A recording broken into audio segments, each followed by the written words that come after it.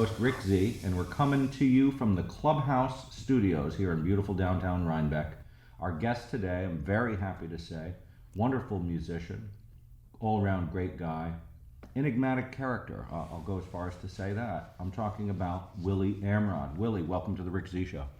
Thanks for having me. It's really exciting. It's great to see you, and it's my pleasure to have you on the show.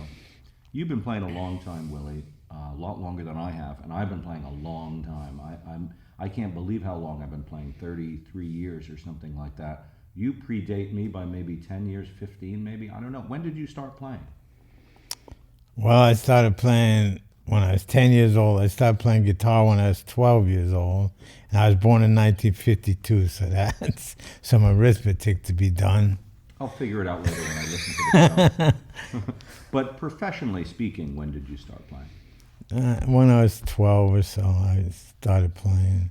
We had a record. Yeah, we had a record deal. My brother was a musical genius. Played piano and wrote songs, and kind of pushed me into doing the music thing because he needed a band, and I loved playing music. He got me in a band in third grade, which was unbelievable because nobody's allowed in the band till fourth grade in most schools, and so he learned some stuff and he taught it to me, and then he brought me into the school, and the music teacher let me in the band in third grade. So we started in a marching band.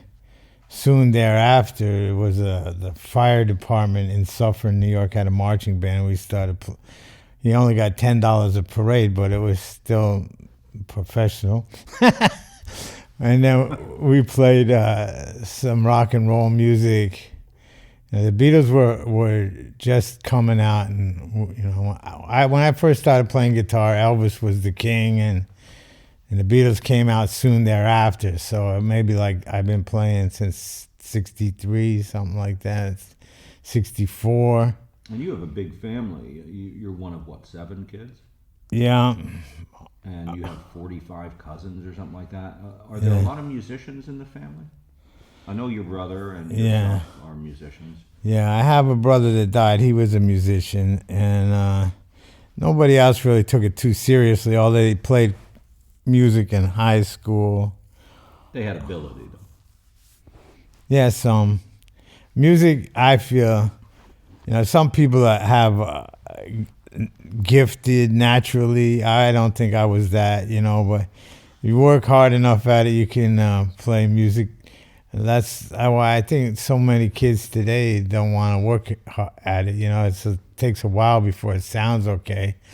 I'm glad I didn't play the violin because they sound horrible in the beginning until you know where your fingers got to be, That's true. I don't get a chance to ask this very often. Somebody's been playing in this area as long as you have, but what was it like back in the 70s playing in the Hudson Valley? Was it vastly different than it is today, or in the 80s? What was it like? Well, there were a lot more places you could play, and there was some great musicians around. I mean, when I was like 15 or 16, my brother was a year older than me.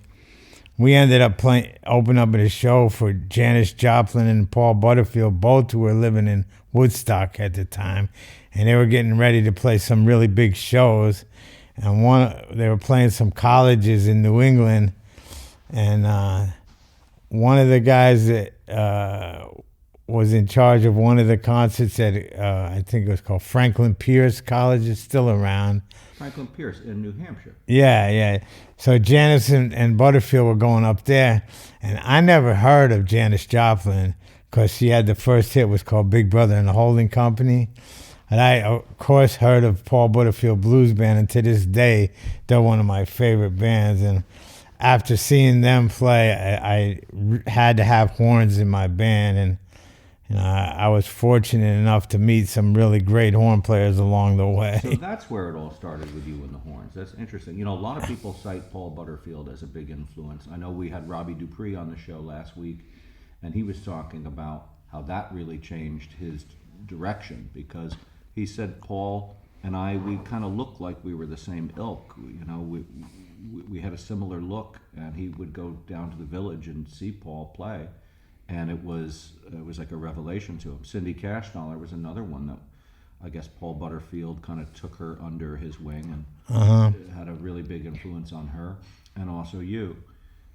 So Woodstock was still kind of that, as I like to say, that fabled place back then. It isn't really that way anymore, is it? Well, there's not too many places to play. Now they got the Colony, but I think Bearsville might be open again. I'm not sure, but there used to be all kinds of nice places to play.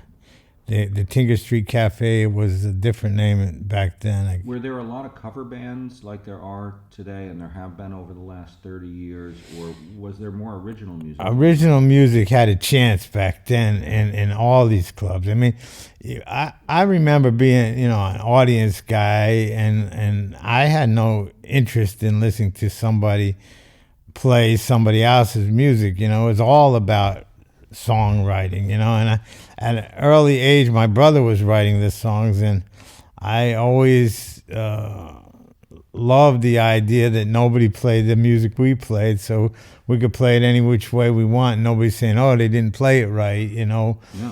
And it's just something to be proud of. And the record companies were looking for original music. I mean, we had a couple of record deals when we were very young, just based on the fact that my brother wrote music and he was pretty wild. And, I think that if you had long hair, they give you a chance, But, Woodstock was great. Living around here, Bard College was a great place to play music. They had a what do you call it, a coffee house. There was a lot of coffee houses going down for the teenage crowd, and not everybody that went to them was teenagers, but in other words, alcohol was good when you were 18 years old. Back then you could get in places. We played a lot of places before we were old enough to do that. So what time were we talking? Late 60s, early 70s? Yeah, late 60s is when I moved to Red Hook in 1967. And we did not like Red Hook because it was kind of backwards, and they were listening to the Beach Boys surfing music when Jimi Hendrix was already out, and the Beatles already did Sgt. Pepper's, and we were influenced by like things that were going on of that nature, and Red Hook wasn't so into it. But first time we played at a high school dance, Red Hook changed. We had so many friends and fans that we loved Red Hook for that reason. That we came from Rockland County, and it was kind of a suburbia type scene, and a lot of bands. We got to play in the Village Gate a couple of times. We met this band NRBQ. I'm sure you know about those guys in 1969, and I was in a bad car accident. I was trying to go to the Woodstock Festival, so I bought this van thing, and I crashed it up 2 days before the festival. So I didn't know how to drive, for one thing, but it didn't have any brakes either, so that didn't help.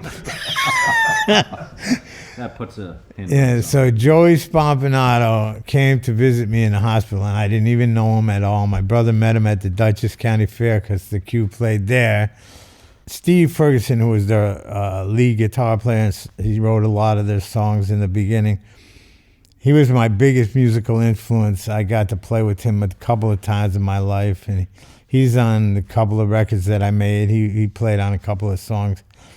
But NRBQ, as a band, they're probably the biggest influence on me. Then I met the JB Horns, and then I found the horn section of my dreams. Willie, how many albums have you made? Well, of my own, only two, really. One is called Children of the Earth, and one of my favorites, yeah. And the other one is called Everywhere's Out of Town. Everywhere's Out of Town. I love that title, by the way. Yeah. I played bass in my brother's band, and I made a couple records with him. And Gary Burke was actually in one of the bands my brother had. he got into the Juilliard school as a composer, which is pretty hard to do, especially since all he was composing was rock and roll. And the judges looked over his manuscripts and stuff and said, I don't think so. You got anything else you want to show us? And he played him a rock and roll song, and that's how he got in there. It was an amazing story. There was a magazine back then called High Fidelity magazine. It was before Rolling Stone and a lot of the popular music magazines, and he was on the cover of that magazine.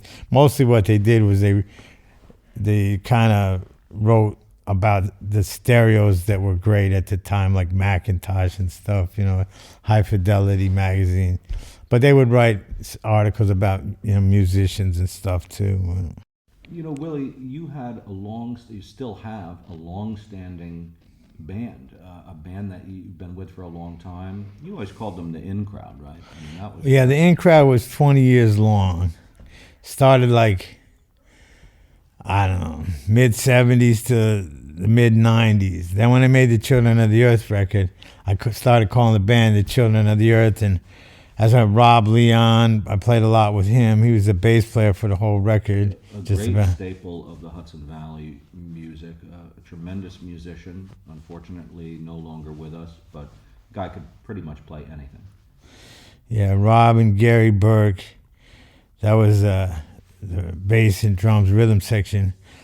I mean, when I first made that record, I didn't want to play the bass because I knew I was going to make too many mistakes, and Gary Burke was the producer, and he would be in my ass about it. So I decided, let him pick the bass player. I wrote the songs, and I'm going to sing the songs, and that's enough of a responsibility right there for me, and I can enjoy it without having to be under the microscope. Because I remember when Gary was in my brother's band and I was the bass player, there was the consensus of opinion that the only reason I was in the band was because I was my brother's brother, No respect. I know. They had Juilliard musicians. Gary went to the Manhattan School of Music, so I was went to New Paltz. I played the French horn in college, but I never played it again. The day I got out of college, never again. I never opened it up. The In Crowd had many incarnations over the years. I talked to you about this not too long ago, and you were telling me that you wish that you had a set of musicians over that period of time that you kind of grew with, as opposed to having a revolving door of musicians. Well, the In Crowd pretty much ended up being a set of musicians, but the revolving doors came later because the In Crowd guys, some of them played on the Children of the Earth record. Dan Sheehan Bat, I call him. I like to call him Swamp Bat, but he doesn't always like that. I can't imagine why. He plays the swampiest, filthiest guitar licks, and I just make songs easily when he's around. He's like, he's a great musician. But he was in the band from beginning to end, and so was the drummer, Tommy Cutton. And we had a couple different keyboard players and one saxophone player. Since I didn't use those guys on the record, when I met the J.B. Horns, I just had to leave them do what they do, And Gary Burke produced that album. Yeah, Gary produced both of my records.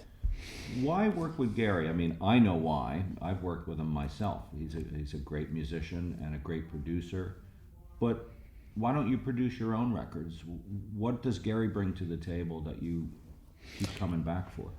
Well, I feel that a producer has to be able to say, yeah, that's good, or you got to do it over. And I don't think that truly a musician can do that all at the same time that he's trying to sing or play or whatever. Like a director of a movie not being the actor as well. It's too much responsibility, splitting up all that attention. Yeah, even Gary, who's one of my favorite drummers, if not my favorite drummer in the world, doesn't like to play drums and produce records at the same time. Although I did get him to do it. I got him to do it too. Just barely, but that's the great thing about Gary Burke is he's a package deal. When you hire him to produce something, not only does he work really hard on this stuff, but he's sometimes the drummer, He can write the horn arrangements. He brings in all these musicians from all over the place, guys like Graham Mabey and Joel Diamond and John Platania, and he's got his Gary Burke team that he brings with him. And I mean, there's a lot of advantages to working with Gary. You obviously were satisfied with the results. Oh yeah, Gary put in more time than he needed to, and if you say that the thing's a masterpiece, Gary deserves a lot of the credit. I don't think that I was just blessed with these songs. Those were the first songs I ever wrote, basically, and all of a sudden I got all the greatest musicians. Some of them came from Gary. Some of them just walked into the studio at the clubhouse. The one unmistakable sound on this album is the sound of the horns. Let's talk about that. We're talking about the JBs. JB standing for James Brown. All three of these guys have been musical directors for James Brown in the past. That's correct, yeah. Who we got? We got Maceo Parker, the legendary Maceo Parker. Yeah, Maceo Parker, Pee Wee Ellis, and Fred Wesley. I mean, these guys are heavy, heavy cats. And you got all three of them together. I don't even remember that happening before, especially locally. How did that happen?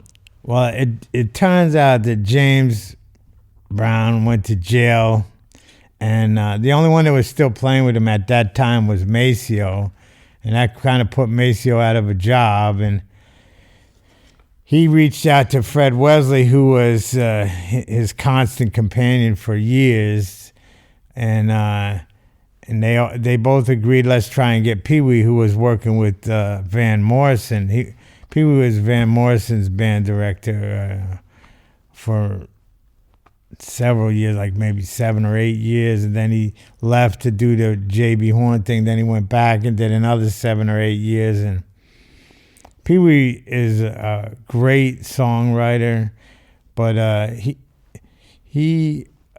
couldn't get along with James Brown, and a lot of people couldn't. And he turned the baton over to Fred, and before he left the band, he taught Fred how to write for James Brown and how to write horn arrangements. And when I first met Fred, I said to him, I can't believe how much interest Pee Wee has given to my music.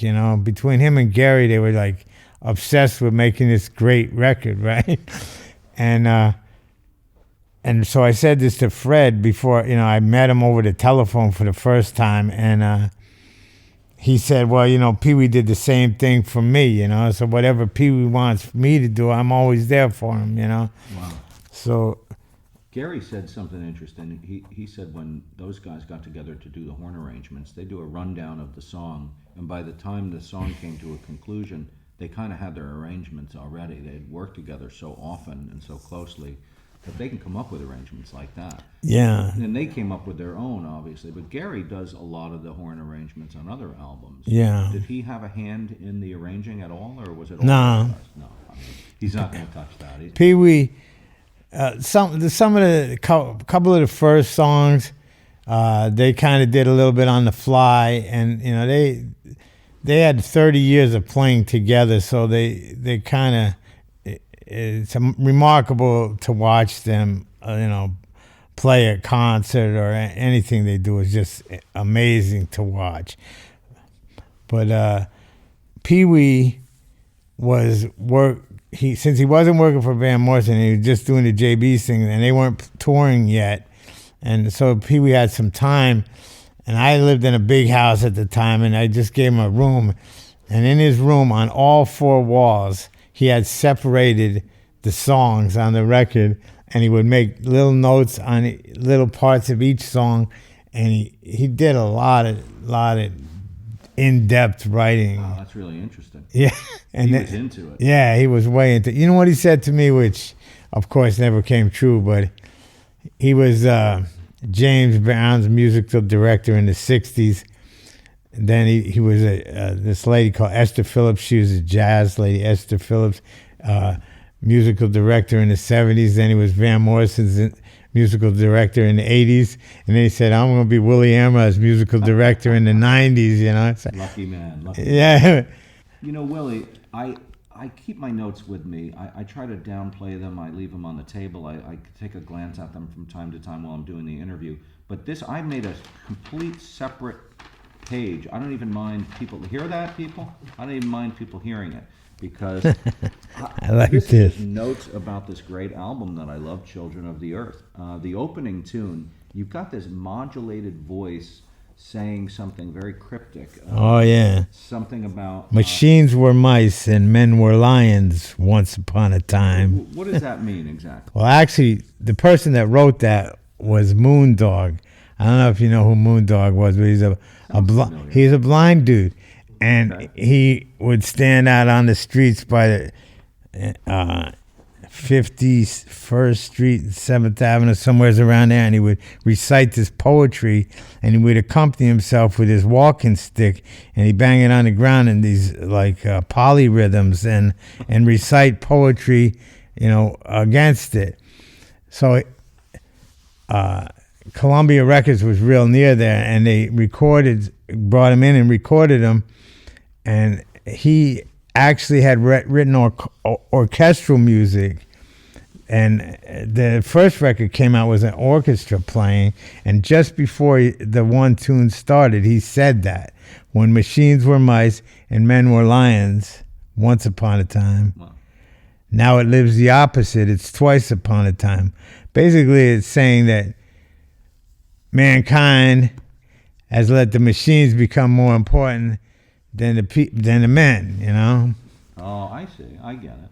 But You just like that sentiment. You wanted to use it on the album. well, actually, I just said it for no apparent reason because they were testing the microphone, and it turned out that it was a perfect thing to say.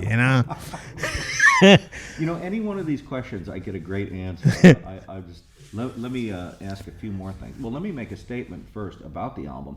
What I love about it too is there's so many different styles of R&B music represented all on one album. I mean, you got this kind of walking the dog R&B groove going on. You have like the very last song on the album has got this kind of a slow groove.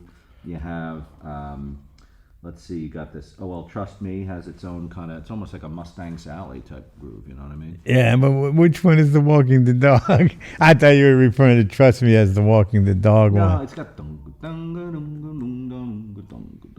it's this, they used to call it Walking the Dog. I'm not representing it very well. Yeah, that's right. But you got that feel on the album. You got all these different feels. I mean, what I love is Roller Coaster. I want to play that one soon. Yeah, that's Fred Wesley's favorite That one. is so cool because that's like that's almost an R&B throwback to those old '60s tunes like Palisade Park, for example. Yeah, that's exactly what it was You supposed even to have be. that roller coaster scream in there. Yeah. You know how we made that? How'd you do that? We got the Beatles' Hard Day's Night, and the girls are chasing after the Beatles. Oh yeah, it sounds like that. And then they got in the train to get away from them, and as the train went away, it was going click, click, click, click, click, click, and all that's on the record. That's like the end of the song was the click, click, click thing, because the roller coaster somehow they mixed the train sound there, and remember the old clubhouse was right on the railroad tracks. Yeah, I do. They recorded the Amtrak going by, and somehow they mixed it so it was stereo, would make it seem like it's going around in a circle, the way that Paul and Gary played with it. And I never had it live with that roller coaster sound, but I really would love to be able to pump that live so the band had that going on when we're singing it. Yeah. But it's a great tune. I love that tune. The audience loves it. You can see everybody smiling. And that's what I like about original music. If nobody ever heard the song before, most of the people we play for are not people that we played for before. I like to play for audiences that are completely unaware of who I am and what I do, And then you can see the real organic reaction to your music, and that's what gives me faith that I'm doing the right thing, and that some of these great musicians still believe in me, and yourself, and people that say my music is good, I don't have to worry about whether or not it is, because I believe people that know music, have that feeling, and I don't need to worry about that anymore. That's what. No, you certainly don't, Willie. I mean, there is something very authentic about you as a person, but also as a musician. And when you listen to the music that you write, to me, it's the real Willy Amrod is coming through that music. I'm hearing your soul. I love it. I love it. That's what a great musician does. That their soul comes through in their music, and yours certainly does. You have a song at the end of the album. It's that slow groove I was talking about. Everybody's We. Yeah. Now, when I first heard it, I thought it was Everybody's Weak. Yeah, some other people said that to me, and that's okay. Everybody is weak, So, And you even explain it in the song what you're talking about. Yeah, I know. And it's still can go. I know. Well, I took it as everybody's weak, everybody loves somebody, everybody's vulnerable. That's kind of what I took it at. But it's not that. Explain what that song means, if you could. Well, everybody's we. It's just kind of like we are all one kind of vibe, and I was trying to be prophetic in what I had to say, and for the longest time that was my favorite song on the record, because I felt like I had something to say and I got the chance to say it. But it's basically we can't just waste our lives doing the same old thing every day that a lot of us have to do to try to make money and pay the bills and raise the children and all the things that are common to our society, and that ends up being most of our existence and most of our time, and I just felt like that because of that, a lot of really important things that face the human race are not being addressed because we're not on the same page. Our fellow human beings, everybody's on their own page, trying to pay their own bills and try to, keep the car running, whatever you got to do, and you lose sight of the fact that as a common denominator, there is the fact that we are all one. We are we. It takes only two people to be we, and you got to forget about me, and that's what we is kind of forgetting the me. I love that humanitarian vibe about the album. It's almost like you've got a common man perspective. You're preaching to the choir. You're talking about homeless problem. There's a social consciousness about this record.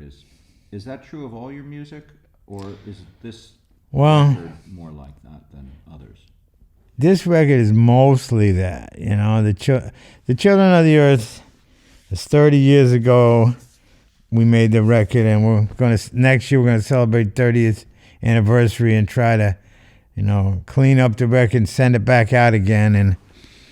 But I feel like from the beginning of my days as a musician, as a listener, as an artist, that I always felt like that I was the common man. I am the common man, and that the things that affect me are the same things that affect everybody. And just talking. I drive bus for a living, so I meet 50 people, new people every day almost. I got a busload of new people, and I talk to a lot of people and try to, understand what we're all doing and what we're thinking about, But I always felt like whatever comes across in my mind is the same thing that's coming across in other people's minds, and I kind of proved it with this record. The things that I'm talking about, people. A lot of times you're preaching, and there's some preaching going on here. Yeah, but it's not preachy though. Yeah. There's you're like the grand master, pastor, and you're telling it to the choir. I mean, it comes across that way. But we talk about that vibe, and also the R&B vibe of the album and the horns and all of that. But there's something else there too I detect that I find really interesting. I'm wondering where it comes from. I hear almost like split ends, Talking Heads kind of vibe, almost like a new wave, late 70s, early 80s new wave. You can hear it in the guitar playing. Is this a production thing that We were Gary trying to was get. involved I don't know. The one guitar player that played half the record, his name was Ted Orr, and he's the one that brought Pee Wee in the studio. We had a session where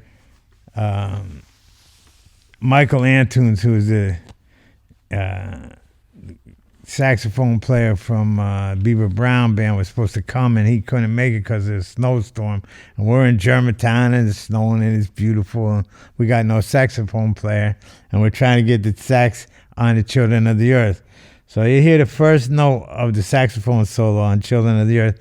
That's pretty much the first thing I heard Pee Wee do, you know. I told him what I wanted, you know, and that's where the sax was supposed to start, at the solo, and then get a little more complicated as we went. And he did perfect. He did exactly what I wanted him to do. Willie, you remember Cosmos? Yeah. It was a club you ran. I don't know if you owned it or... Yeah, I owned it. I ran it. I had tons of partners by the end of it. Down in Newport, it's now called McGillicuddy's. Yes, I played at McGillicuddy and Cosmos. When you owned Cosmos, I came and played a set, and it was a terrible night. I didn't bring anybody. There was nobody there to see me. I felt really embarrassed, I remember. Like, oh, yeah, well, this is a disaster of a the night. place was that way because I got this one partner who stole everything in the middle of the night. We couldn't get a liquor license. The town was giving us all kind of trouble, and we had to go through 4 lawyers to get the place open. We finally got the place open. We got no money. We got no alcohol to serve. And people just, you know, it's a college town. People ain't coming unless they have alcohol. Yeah. We had a Yellow Man and Sagittarius band play there. I didn't know Yellow Man played there. Yeah, and NRBQ played there. Maceo was gonna play there, but I ended up with a partner who ended up changing everything and changed the name to Heart and Soul, which was not an original thought at all. And just every time I think it, bam, bam, bam, ba da da da da da. See I like Cosmos better, yeah. But you know what's crazy about that? Before I owned it, and before I even knew this, right, the place was a diner, and it was called the Cosmos. And there was a guy named Cosmo, or it was Cosmos. Cosmos. Yeah. I never knew that. Nah, I didn't either, man. We made it. I met this girl, and she told me she used to work at the Cosmos back in the day, and it's great that I'm bringing the name back. You know, it wasn't my intentions at all, but Willie, we run into each other over the years here and there. We were finally on the same bill together. We were just talking about this at Red Hook's Hardscrabble Day. But I remember the very first time I ever saw you. We didn't meet that day. Mm-hmm. I don't know if you remember this. I've been curious. I had to just bring this up. This is a total aside. I was probably 17 years old or something like that, and I went to Upstate Films, which is kind of a small art house theater here in Rhinebeck, and you were in the audience. This is, I don't know how long ago, very long time ago. A Chuck Berry thing? No, it wasn't Hail, Hail, Rock. Oh, yeah. It was some other movie, and it was a quiet scene. You were sitting a few rows behind me, and I don't know, it was a couple people at a diner sitting across a table talking to each other or something, and you stood up for some reason, and you pointed at the screen, and you said, you proclaimed, "That's what water looked like in 1937. Yeah. And everyone was like, "Whoa, what's that?" And I remember thinking, this guy's a genius. Do you remember that? Oh, I wish I did. Okay. I gotta tell the truth though. Yeah. How about we change this answer? We can edit it. Of course I did. That was an important moment in my life. Wow. Okay. How can I make that work? I don't know. That was... So what was the water like? Well, I don't know, but there wasn't any water in the scene. You know? I don't know why water would look different in 1937. I don't know. I don't think at that point I was on LSD, man. You never know. I mean, we're going back like 35 years or something like that. So That's a nice theater there. Yeah. I saw Hail Hail Rock and Roll there, but I can't remember seeing anything else. But I must have. That was a great film, Hail Hail Rock and Roll. Joey Spompanato is the bass player. Oh, no, I didn't know that. Yeah, man. So you have this 30th anniversary of the album, Children of the Earth. But not only that, the single has been remixed and remastered, redone in general by Gary Burke, right? Yeah. Why do that? Is that just to commemorate all the time gone by and kind of punch up into a new style, this song? Well, it actually was Paul Antonel's idea. He was the engineer and invested a lot of time in the record. Some of the tunes he wanted to mess with, you know. I just wanted to mess with 2 tunes because Pee Wee said there was only horns on 8 out of 10 tunes and he wanted horns on the other 2. So we started getting back in the studio. Then one day I came in and Shabam and Paul were messing with the Children of the Earth song, and Gary was a little hesitant about, you know, redoing anything because, you know, of the masterpiece that we created, you don't mess with that, you know. It's like crossing out the Mona Lisa's smile and putting something else there. I don't know. Like the Joker smile. Yeah. I don't know why people think that the song, you know, we can't mess with it. But I love the new version, and Gary loves it, and Gary worked on it with Paul, and, you know, I don't know why they decided to do that one. There's another one called Anything Goes. I love that song. That's a great one. That's about the aliens landed in Russia, and the New York Times put out a piece about it, and they retracted it a couple of days later, but that it never happened. But there's 20 or 25 years after that happened, there's people doing documentaries about it. And anyhow, my belief is that the aliens can help us. They know what's wrong with our planet, and they can help us figure it out. And they came down to get some soil samples and this and that, but they couldn't leave the spaceship because of the pollution. So they got a young boy to bring them soil samples and leave them someplace where they could retrieve them at a later date. But the same boy was screaming like crazy when they first showed up. And they shot him with a ray gun, and he totally disappeared. And then as the spaceship took off, the boy reappeared. It was a trip, 1989, and I can't think, for rent, or I think the name of it's in Russia, USSR. So in the words of the song, it said, the Soviet Union, we left the Soviet Union with the message of peace. And they soon thereafter, the USSR collapsed. And I always tell it when I introduce the song that they couldn't do that in the United States because the United States would be shooting every kind of guns and missiles at them, whatever they could do, and they wouldn't, they wouldn't stop the Cold War. The only ones that could do it was the Soviet Union, and they did it. They give Ronald Reagan all the credit. What's the line? Everybody knows anything goes. Right? Yeah. Yeah, that's cool. Still believe in peace and love, and that's the ultimate thing, Willie? Well, if you have love, certainly peace can be achieved, Love is actually the positive in mankind, and there's a lot of negatives, only one positive that, but as long as the love is strong, you can overcome everything, and basically, I wrote that song. I was on tour with the Grateful Dead, and I saw the sea of tie-dyed people, and that's when I wrote the song. I was like, peace and love are getting back together again. It was basically the hook, and it's like maybe they are together, maybe they're getting back together. And stand up for peace and love. And where does music fit into that equation? Peace, love, and music. Well, music and love are the same thing in my eyes. There's a lot of kinds of music, but You know, peace.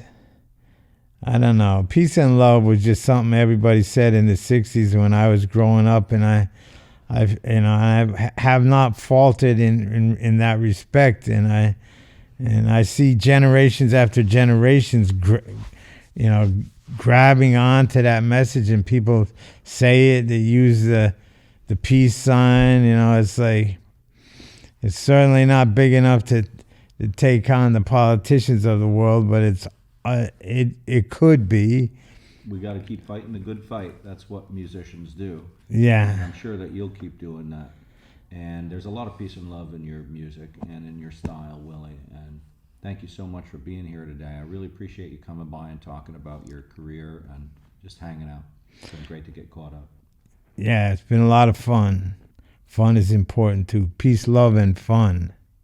Peace, love, and fun. I'm all for that. Hey, and peace and love. I hear they're getting it back together. So there it is. That's how it plays out in the end. Peace and love. Willie, I can't wait to go out and see you play again.